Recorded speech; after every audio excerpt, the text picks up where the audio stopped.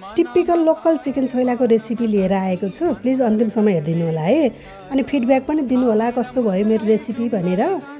सर्वप्रथम त मैले चिकनलाई अब दाउराको आगो त छैन, ग्यासको आगोमा चाहिँ पोलेँ। अनि पोलेर उल्टाइ पल्टाइ गरेर कालो भएपछि चाहिँ बाहिर निकालेँ। अनि त्यही आगोमा चाहिँ 5वटा मिडियम साइजको गोलभेडालाई पोल्न राखिदिएँ।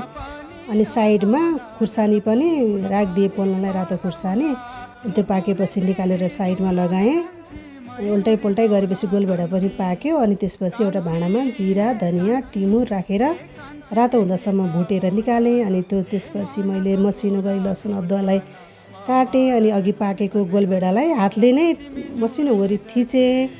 मसिनो बनाएपछि अघि पाकेको चिकन, लसुन अदुवाको स्लाइस, अनि लसुनको साग, हरियो धनियाँ, लसुन अदुवाको पेस्ट, अनि कागतीको रस हालेर अनि मोले। त्यसपछि चाहिँ तेल तताएर झान दिएँ छोइलालाई।